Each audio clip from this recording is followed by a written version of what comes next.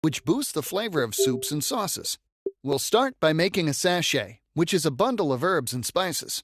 Once you've extracted its flavor, you just remove it from the stock.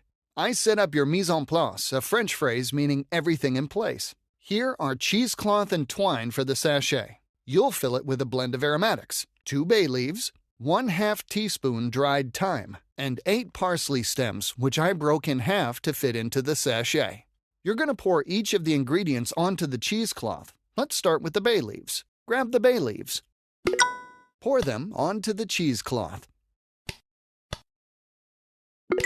Put the empty cup on the cart. Next, grab the thyme. Pour it onto the cheesecloth. Finally, the parsley. Pour the parsley onto the cheesecloth. Now, to fold the cheese.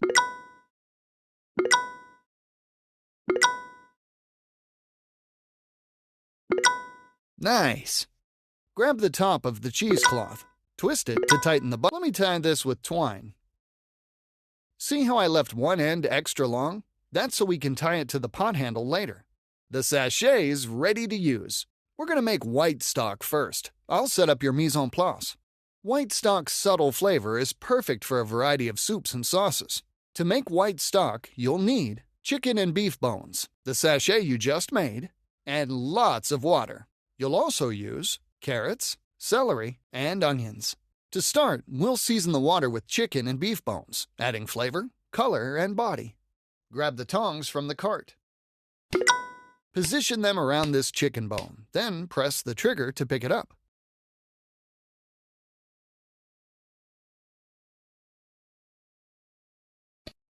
Position the tongs around this chicken bone, then press the trigger to pick it up. You got it! Place it in the stock pot.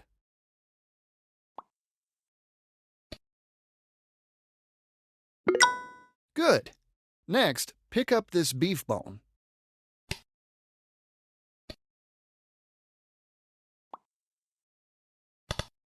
Position the tongs around this beef bone, then press the trigger. Place it in the stock pot.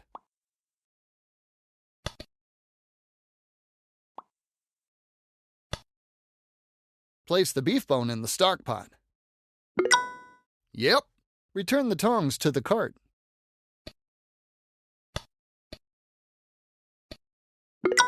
Let me get the rest of the bones in here. Next, we add the gallon of water. Grab it from the cart. Pour the water into the stock pot.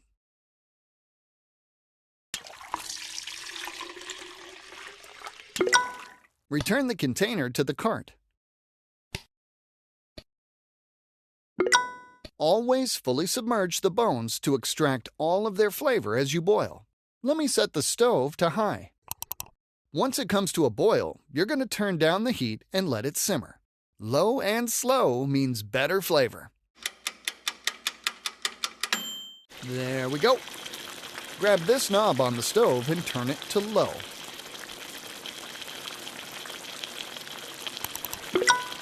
After the stock simmered for a while, you'll see foam form on the surface. This is called scum.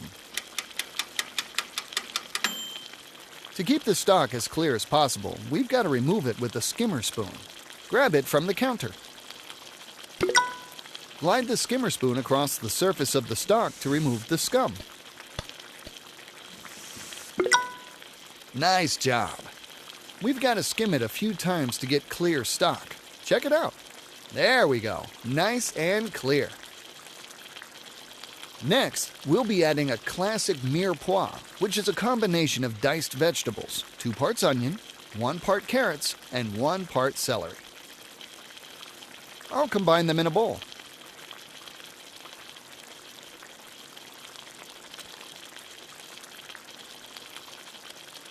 Now you're going to add it to the stock. I'll hold the bowl while you spoon it into the stock pot. Grab the ladle from the cart. Scoop up some of the mirepoix. Carefully ladle it into the simmering stock. Scoop up the rest of the mirepoix. Carefully ladle it into the simmering stock. There you go. Set the ladle on the cart. Good. Now for the sachet you made earlier. Touch the sachet and I'll tie it to the pot handle, then submerge it in the stock.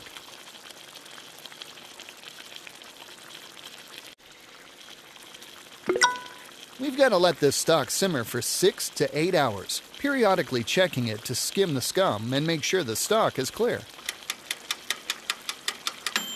Looks like our stock's ready. Let me turn off the stove. You're going to strain the stock with 2 different sieves. First, you'll use a china cap to filter larger chunks, then a chinois to strain finer pieces. You're going to need oven mitts to protect your hands. Pick up a mitt. Great, now put it on your other hand. Do the same with the second mitt. All right. Use both hands to pick up the pot.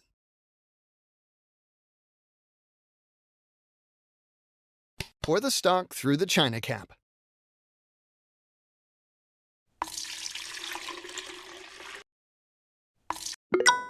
Good.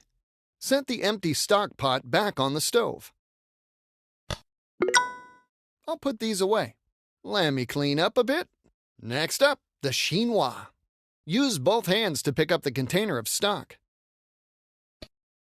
Careful, it's heavy and extremely hot. Use both. Careful. Pour the stock through the chinois into the next container. Set the empty container on the cart. Well done. I'll clean up. It's important to cool the stock as quickly as possible to prevent bacteria from growing.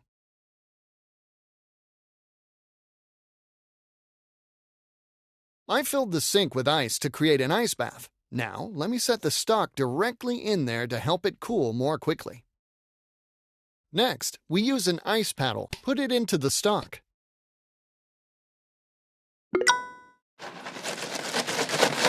Once that gets past the food temperature danger zone, we can place it in the fridge. Remember, hot stock in a cold fridge is a dangerous recipe. Let me clean up and get everything organized. On to the brown stock.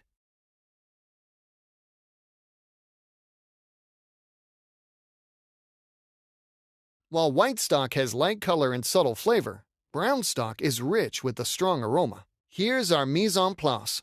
We have beef bones in a roasting pan, tomato paste, cold water, mirepoix, and a new sachet. To give brown stock its signature flavor, you'll brush the beef bones with tomato paste before roasting them. The acid brings out more flavor as the meat caramelizes. Grab the pastry brush from the table. Dip it in the tomato paste. Brush the paste on one of the bones. Good. Keep going. Brush paste on the rest of the bones.